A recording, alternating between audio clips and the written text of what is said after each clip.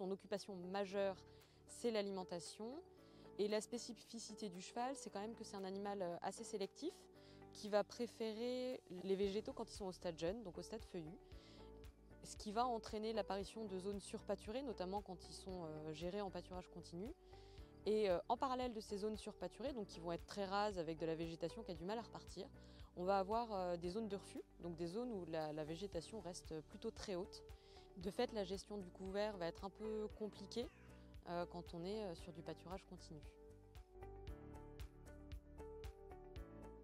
Notre grande parcelle va être subdivisée en plusieurs sous-parcelles et du coup ça va nous permettre de faire tourner les chevaux.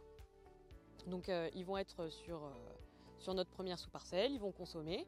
Une fois qu'on va arriver à une hauteur d'herbe d'environ 5 cm, on n'ira pas en dessous de 5 cm parce que sinon le couvert aura du mal à repartir. Une fois qu'on a atteint cette hauteur-là, on passe au paddock suivant, etc., etc. En pâturage tournant, on va apporter un chargement instantané plus important qu'en pâturage continu, ce qui va, entre guillemets, les forcer à consommer de manière plus uniforme l'herbe à disposition. On va pouvoir séparer la phase de consommation de l'herbe de sa phase de croissance. Et ça va permettre d'avoir une herbe qui est toujours au stade feuillu, toujours une herbe jeune, ce qui va bien convenir aux animaux et ce qui va aussi permettre de conserver une qualité de fourrage et une disponibilité en fourrage. En fonction du chargement appliqué, on va rester plus ou moins longtemps dans un paddock. Ici sur Chambray, nos durées de séjour sont de 2 à 5 jours en général, puisqu'on a un chargement qui est quand même assez important. Et après, on va devoir laisser à la sous-parcelle qui vient d'être pâturée un certain temps de repos pour pouvoir repartir. Et donc nous ici, ce temps de repos va être de 20 à 30 jours, en fonction de la période. Donc le pâturage tournant implique quand même de mettre en place les sous-parcelles avec donc forcément un certain coût en temps de travail et en matériel pour mettre en place les clôtures. Mais comme on va optimiser notre ressource et avoir une ressource mieux gérée, ça permet de réduire les coûts sur l'alimentation concentrée notamment, et ben en fait on va assez vite s'y retrouver. Et en termes de gestion au quotidien, ça nécessite d'avoir quelques connaissances techniques, donc se rendre compte de ce que ça donne 5 cm d'herbe pour pouvoir les changer au moment le plus opportun. Ça va demander aussi d'organiser ces sous-parcelles correctement pour que apporter l'abreuvement ce soit plutôt aisé. Mais après, en termes de gestion et de changement de paddock, si on se retrouve sur des parcelles quand même plutôt regroupées, ça ne demande pas beaucoup plus de travail qu'une surveillance classique. On adapte quand même la surface de la parcelle à la taille du troupeau. Et comme nos troupeaux ne vont pas changer au cours de l'été, les relations sociales sont stables au sein du troupeau.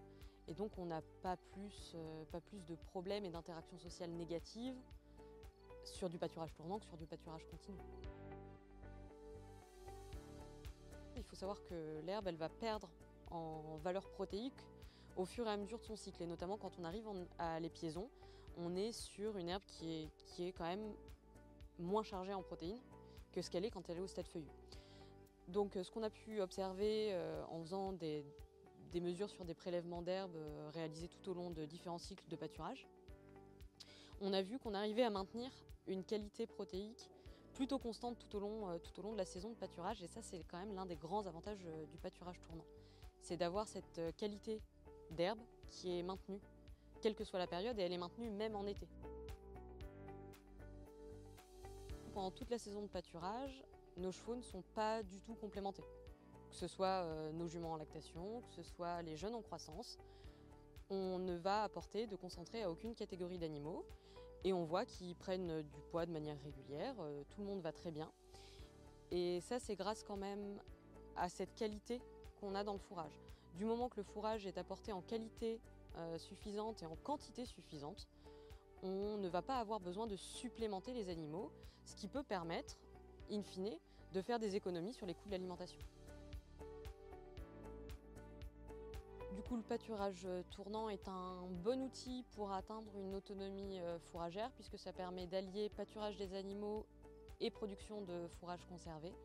Et ça permet aussi d'aller vers une autonomie protéique des exploitations puisque en conservant une qualité protéique de l'herbe optimale tout au long de la saison, on va limiter nos coûts en termes d'aliments concentrés.